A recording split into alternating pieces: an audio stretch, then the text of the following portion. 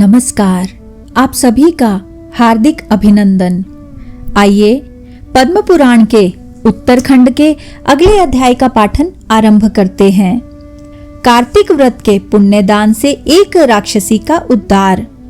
राजा पृथु ने कहा, मुनि श्रेष्ठ, कार्तिक का व्रत करने वाले पुरुष के लिए जिस महान फल की प्राप्ति बताई गई है उसका वर्णन कीजिए। किसने इस व्रत का अनुष्ठान किया था? नारद जी बोले, राजन, पूर्व काल की बात है।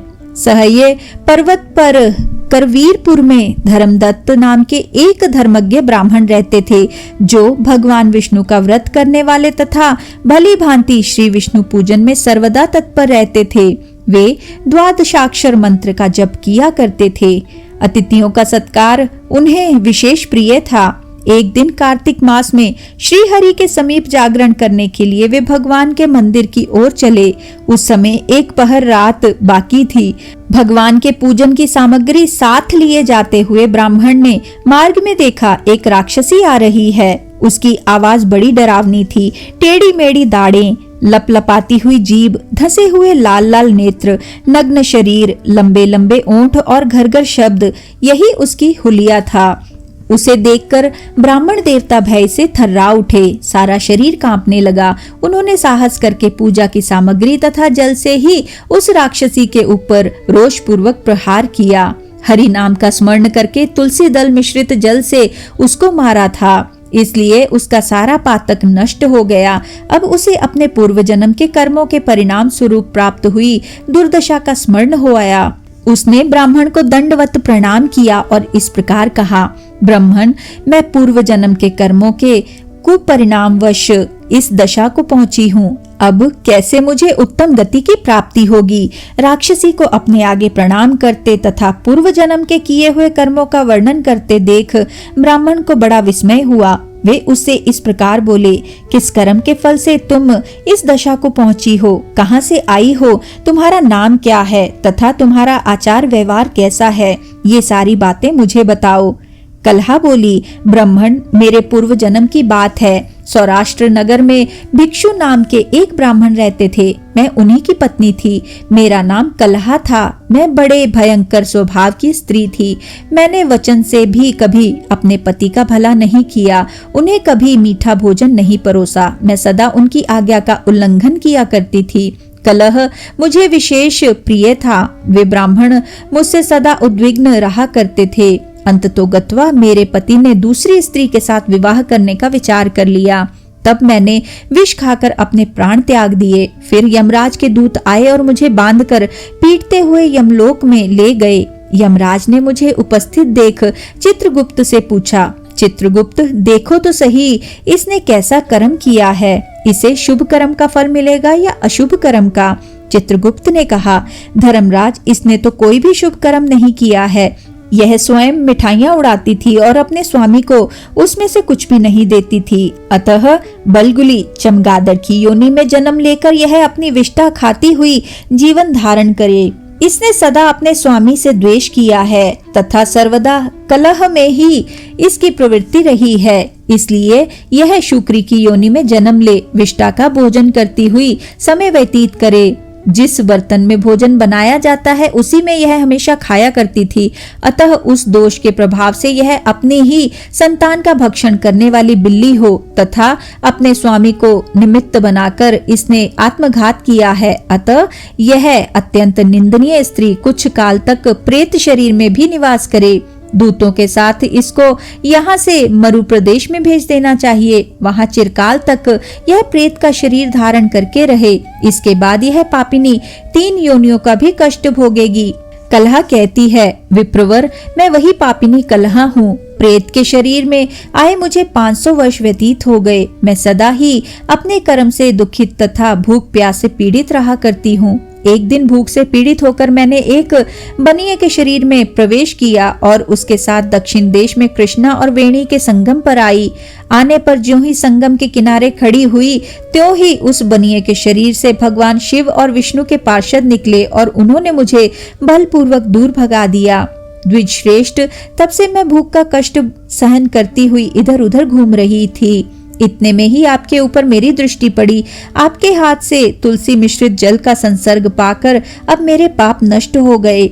विप्रवर, मुझ पर कृपा कीजिए और बताइए, मैं इस प्रेत शरीर से और भविष्य में प्राप्त होने वाली भयंकर 3 योनियों से किस प्रकार मुक्त होंगी। नारद जी कहते हैं, कलहा के ये वचन सुनकर द्विज श्रेष्ठ धर्मदत्त को उसके कर्मों के परिणाम का विचार करके बड़ा विस्मय और दुख हुआ। उसकी ग्लानि देखकर उनका हृदय करुणा से द्रवित हो उठा। वे बहुत देर तक सोच विचार कर खेद के साथ बोले। धर्मदत्त ने कहा, तीर्थदान और व्रत आदि शुभ साधनों के द्वारा पाप नष्ट होते हैं, किंतु तुम इस समय प्रेत के शरीर में स्थित हो, अतः उन शुभ कर्मों में तुम्हारा अधिकार नहीं है। तथापि तुम्हारी ग्लानि देखकर मेरे मन में बड़ा दुख हो रहा है। तुम दुखी हो, तुम्हारा उद्धार किए बिना मेरे चित्त को शांति नहीं मिलेगी। अतः मैंने जन्म से लेकर आज तक जो कार्तिक व्रत का अनुष्ठान किया है, उसका आधा पुण्य लेकर तुम उत्तम गति को प्राप्त हो। यूं कहकर धर्मदत्त ने द्वादशाक्षर मंत्र का श्रवण कराते हुए तुलसी मिश्रित जल से ज्यों ही उसका अभिषेक किया, त्यों ही वह प्रेत शरीर से मुक्त हो दिव्य रूप धारिणी देवी हो गई।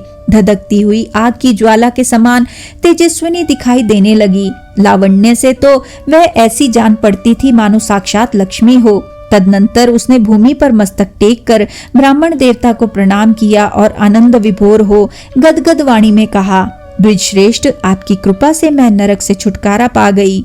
मैं पाप के समुद्र में डूब रही थी, आप मेरे लिए नौका के समान हो गए। वह इस प्रकार ब्राह्मण देव से वार्तालाप कर ही रही थी कि आकाश से एक तेजस्वी विमान उतरता दिखाई दिया। वह श्री विष्णु के समान रूप धारण करने वाले पार्षदों से युक्त था। पास आने पर विमान के द्वार पर खड़े हुए पुण्यशील और सुशील नामक पार्षदों ने उस देवी को विमान पर चढ़ा लिया। उस समय उस विमान को देखकर धर्मदत्त को बड़ा विस्मय हुआ। उन्होंने श्री विष्णु रूपधारी पार्षदों का दर्शन करके उन्हें साष्टांग प्रणाम किया। ब्राह्मण को प्रणाम करते देख पुण्यशील और सुशील ने उन्हें उठाया और उनकी प्रशंसा करते हुए यह धर्मयुक्त वचन कहा। दोनों पार्षद बोले, द्विजश्रेष्ठ, तुम्हें धन्यवाद है, क्योंकि तुम सदा भगवान विष्णु की आराधना में संलग्न रहते हो। दीनों पर दया करने का तुम्हारा स्वभाव है। तुम धर्मात्मा और श्री विष्णु व्रत का अनुष्ठान करने वाले हो। तुमने बचपन से लेकर अब तक जो कल्याणमय कार्तिक का व्रत किया है, उसके आधे का दान करके दूना पुण्य प्राप्त कर लिया है। तुम बड़े दयालु हो। तुम्हारे द्वारा दान किए हुए कार्तिक व्रत के अंगभूत तुलसी पूजन आदि शुभ कर्मों के फल से यह स्त्री आज भगवान विष्णु के समीप जा रही है। तुम भी इस शरीर का अंत होने पर अपनी दोनों पत्नियों के साथ भगवान विष्णु के वैकुंठ धाम में जाओगे और उन्हीं के समान रूप धारण करके सदा उनके समीप निवास करोगे। धर्मदत्त, जिन लोगों ने तुम्हारी ही भांति श्री विष्णु की भक्ति पूर्वक आराधना की है, वे धन्य और कृतकृत्य हैं तथा संसार में उन्हीं का जन्म लेना सार्थक है। जिन्होंने पूर्व काल में राजा उत्तानपाद के पुत्र ध्रुव को ध्रुव पद पर स्थापित किया था, उन श्री विष्णु की यदि भली भांति आराधना की जाए तो वे प्राणियों को क्या नहीं दे डालते। भगवान के नामों का स्मरण करने मात्र से देहदारी जीव सद्गति को प्राप्त हो जाते हैं। पूर्व काल में जब गजराज को ग्राह ने पकड़ लिया था, उस समय उसने श्री हरि के नाम स्मरण से ही संकट से छुटकारा पाकर भगवान की समीपता प्राप्त की थी और वही अब भगवान का जय नाम से प्रसिद्ध पार्षद है। तुमने भी श्री हरि की आराधना की है, अतः वे तुम्हें अपने समीप अवश्य स्थान देंगे। इसी के साथ आज के इस सुंदर पाठन को हम यहीं पे विराम देते हैं और अगले अध्याय के पाठन के लिए हमारे साथ फिर से जुड़िएगा। आइए विष्णु जी के इस सुंदर मंत्र से आज के पाठन का समापन करते हैं। ओम नमो भगवते वासुदेवाय। ओम नमो भगवते वासुदेवाय। ओम नमो भगवते वासुदेवाय।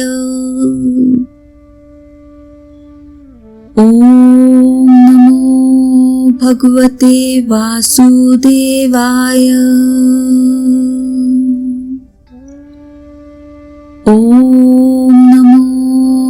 भगवते वासुदेवाय। ओम नमो भगवते वासुदेवाय।